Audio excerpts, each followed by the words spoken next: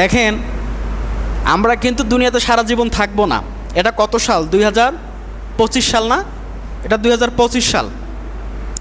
আমার মনে আছে যখন আমি পড়াশোনা করতাম, 2007 সাল আমি কলম দিয়ে কি পেন্সিল দিয়ে লিখেছিলাম খাতার মধ্যে।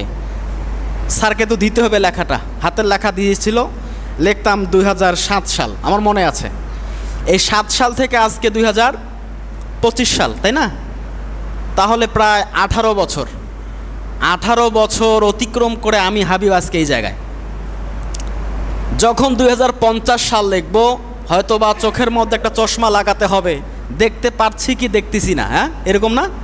দেখতে পারি কি পারি না, তার মানে আমি বৃদ্ধ। 50 সালে এসে আমি বৃদ্ধ, আমার আর যৌবন শক্তি, সাধারণভাবে চলাফেরা করতাম, কোনো শক্তি জোশ খ্যাত কিছুই আর আমার নাই। এক সময় আমার মৃত্যু। তার মানে 2070 সাল আমি লিখতে নাও পারি। আমার কপালে থাকবে কি থাকবে না, এটা ভাগ্যের ব্যাপার, তাই কি না? এমনটা না?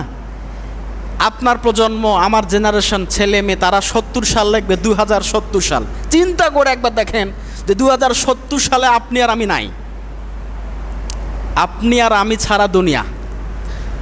এখন হয়তো মারা গেলেন, ওই যে কবরস্থানটা আছে না, ওই কবরস্থানে গিয়ে কোনো একটা জায়গায় আপনাকে দাফন করে, আমাকে দাফন করে রেখে আসবে। কি হবে? আপনি আমি ছাড়া মসজিদ কি অচল হয়ে থাকবে? দুনিয়া কি অচল থাকবে? বাজার কি মানুষ বাজারে যাবে না? ব্যবসা বাণিজ্য কি অচল হয়ে থাকবে?